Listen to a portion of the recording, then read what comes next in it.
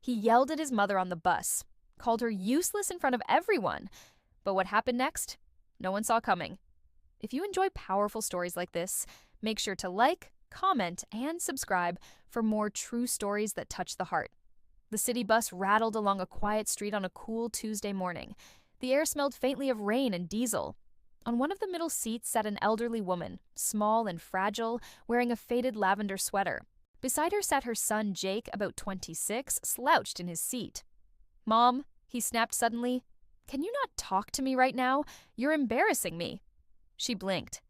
"I only asked if you wanted breakfast before work, dear." Jake rolled his eyes.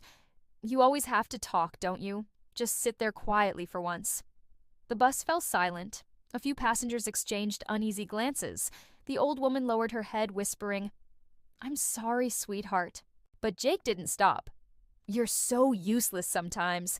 I told you not to tag along today. You slow me down." His voice carried through the bus like a slap. No one spoke, except for one figure sitting 2 seats behind. A man in a crisp military uniform, posture straight, calm eyes observing. His name was Marcus Reed, a retired Army sergeant. He'd seen conflict, hardship, and pain, but what he saw now, the sight of a son humiliating his mother in public, hit differently. The old woman turned toward Jake, her voice trembling. "I didn't mean to upset you, honey. I just wanted to make sure you eat. You don't take care of yourself." "Maybe I don't want your help," Jake snapped, his face red. "You're always hovering, always nagging. Just leave me alone." The words sliced the air. Marcus clenched his jaw. He'd learned in the army, never react in anger. But when he saw the old woman's eyes fill with tears, something inside him shifted. He stood up slowly, the metals on his chest catching a sliver of light. Everyone on the bus turned toward him. His voice was deep, steady, and carried a calm authority that made Jake instantly defensive.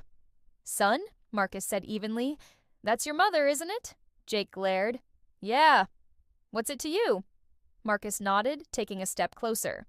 "Then you ought to speak to her like she's the reason you're breathing, because she is." Jake frowned, taken aback. "Look, man, you don't know us. Mind your business." "I do know you," Marcus said quietly. "I've met you before, not by name, but by action. I've seen young men forget where they came from, forget who stood by them when nobody else would, and every one of them ended up regretting it."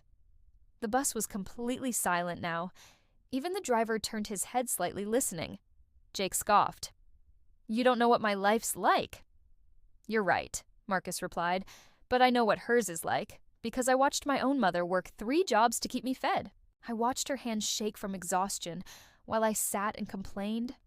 I thought I was too good for her rules, too grown for her advice.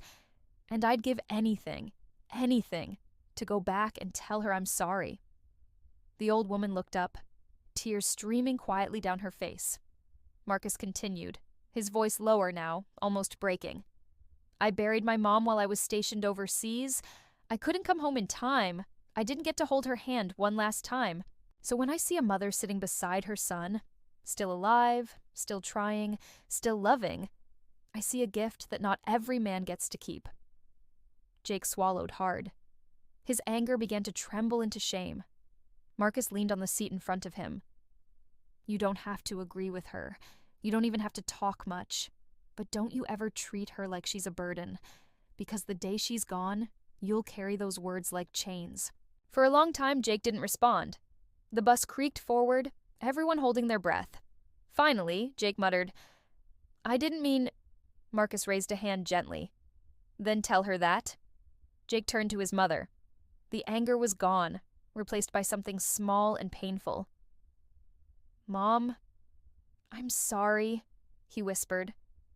"I shouldn't have said that. You didn't deserve it." Her frail smile returned. "You're my son. I'll always forgive you." The bus rolled on quietly, but everyone knew something important had shifted. Marcus sat back down, looking out the window with a faint smile. For the first time that morning, peace returned to the bus. The rest of the bus ride passed in silence. When they reached the downtown stop, the old woman stood up slowly. Jake offered his arm, a small gesture, but one that said more than words could. Marcus watched as they stepped off together. He didn't expect gratitude, but he got it anyway. The mother turned back and said softly, "Thank you, sir. You reminded my son who he is. Marcus smiled. Ma'am, I just reminded him who you are. She chuckled, wiping a tear. God bless you. Jake lowered his head. Thanks, man. For real. Marcus nodded once. Make her proud. The doors closed, and the bus pulled away. Marcus leaned back in his seat, exhaling slowly. His thoughts drifted to his own mother, the woman who used to pack his lunch before basic training, the one who prayed every night he'd come home safe.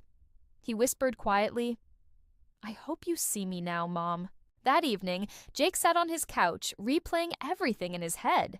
He felt sick thinking about how he'd spoken to her, so he picked up his phone and called. Mom? Her voice was as warm as ever. Hi, honey. Did you get home safe? Yeah, he said, his voice cracking. I just wanted to say, I really am sorry. For today. For everything. You didn't deserve that. She was quiet for a moment, then said, You're growing up, Jake. Sometimes love comes after a lesson. He smiled, wiping his eyes. I'll come by tomorrow. Let's have breakfast. My treat. The next morning, he showed up with flowers and her favorite muffins. She laughed like a child seeing sunshine after rain. From that day on, Jake changed. He still got frustrated sometimes. Life didn't suddenly become perfect. But he never again raised his voice at his mother. Instead, he learned to listen. And every week, when they rode that same bus together, he'd offer her the seat by the window and carry her bag himself. A few weeks later, Jake saw a familiar face again. Marcus Reed, sitting on the same bus, reading a small Bible. Jake walked up and smiled. Mind if I sit here? Marcus looked up. Not at all. Jake handed him a small envelope. I didn't know how else to thank you. It's just a letter. Marcus opened it carefully. Inside were 2 words written in neat handwriting. Thank you. Underneath, a short note. You changed the way I see my mom and myself. Marcus looked at him, his eyes kind. No, son. You changed it. I just reminded you what's worth protecting. They rode together for several stops in silence, both staring out the window. 2 men, one older, one younger, both carrying different kinds of battles. Both winning the same one, the fight to stay kind. When Marcus stood to leave, he said softly, The world doesn't need more noise, Jake. It needs more men who know when to speak with heart. Jake nodded. I'll remember that. As Marcus stepped off, Jake looked back toward the seat where his mother used to sit. He could still hear her gentle voice saying, You're my son. I'll always forgive you. He smiled through his tears, and for the first time in a long while, he felt peace. If this story touched your heart, please like the video, comment, respect your mother, and subscribe for more inspiring true stories. Have a wonderful day, and never forget, kindness never grows old.